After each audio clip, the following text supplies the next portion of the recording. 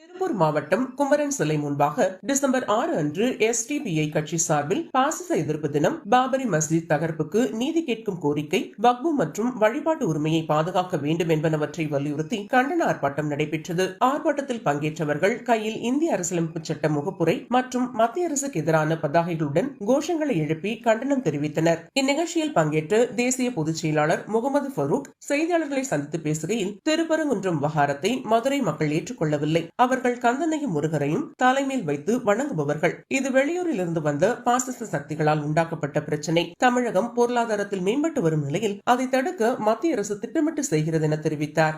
செஞ்சுட்டு கொடுங்க, ஆய்வே செய்யாம அந்த தூண் விலக்கேற்றுகிற தூணுன்னு ஏதாவது ஒரு தெளிவான ஆதாரம் இருந்துட்டா பரவாயில்ல.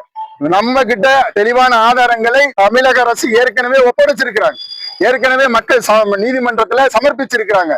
இது நில அளவை கல். இது அதாவது எது வரைக்கும் சிக்கந்தர் பாதுஷா தர்கான்றத நில அளவை கல். அது அந்த கல்லை நீங்க விலக்கேற்றுகிற தூணா நீங்க சொன்னா அது எப்படி? அது மதுரை மக்கள் ஏத்துக்கொள்ள நீங்க தான் பார்க்கணும். நேற்று ஆர்ப்பாட்டம் பண்ண வந்தவங்க எல்லாருமே தென்காசியில இருந்து வந்தவங்க, அதே போல திருநெல்வேலியில இருந்து வந்தவங்க.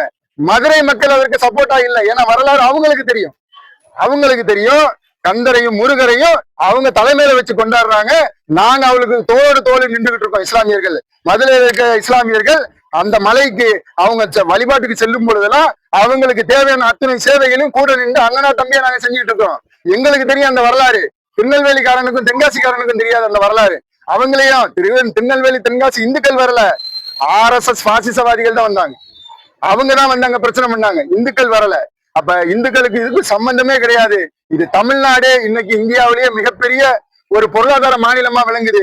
இன்னைக்கு எப்படி இந்தியாவில இருந்து எல்லாம் வெளிநாடுகளுக்கு சம்பாதிக்க போறாங்களோ, அது போல வடநாடுகள்ல இருந்து எல்லாம் தமிழ்நாட்டுக்கு போனா நிம்மதியா நம்ம சம்பாதிக்கலாம், நிம்மதியா நம்மளால வாழ முடியும்ன்ற ஒரு நோக்கத்துல இன்னைக்கு தமிழ்நாடு வந்துட்டு இருக்காங்க. அந்த சூழ்ச்சியை முறியடிக்கிறதுக்கு மத்திய அரசு திட்டமிட்டு செய்கிற வேலை. ஆக்சுவலா இப்ப இருக்கக்கூடிய பிரச்சனை என்ன? டாலர்ல இருந்து 90 ரூபாய் இறங்கி போய் 90 ரூபாய் வந்துருச்சு. இதுக்கு எதிராக நம்ம போராட்டம் பண்ணணும். ஆனா நம்மள என்ன போராட்டம் பண்ண வைக்கிறதுக்கு RSS முடிவு எடுத்துக்கு பாருங்க. 3-4 நாளா என்ன பேசிட்டு இருக்கோம்? பொருளாதாரம் சரிஞ்சு போச்சு. ஏன்னா திருப்பூர் நம்ம டாலரை நம்பிதான் இங்க என்ன செஞ்சுட்டு இருக்கோம்? வியாபாரம் பண்ணிட்டு இருக்கோம். திருப்பூர்ல டாலருடைய மதிப்பு குறையும் போது நமக்கு பெரிய பிரச்சனை அது. அப்ப இந்த பிரச்சனையை நம்ம பேசணும். ஆனா நம்மள அதை பேச விடாம RSS எப்படி திசை திருப்பி இருக்கு பாருங்க. தேவையில்லாத மக்களுக்கு விருப்பம் இல்லாத ஒரு பிரச்சனையை இன்னைக்கு கையில் எடுத்து அதை உடனடியாக ஆய்வில்லாத ஒரு தீர்ப்பை கொடுத்ததோடைய விளைவுதான் இன்றைக்கு இந்த திருப்பரங்குன்ற பிரச்சனை. நிச்சயமா இதை தமிழக அரசும் சரி, மதுரை மக்களும் சரி, கண்டிப்பா இதை முறியடிப்பாங்க.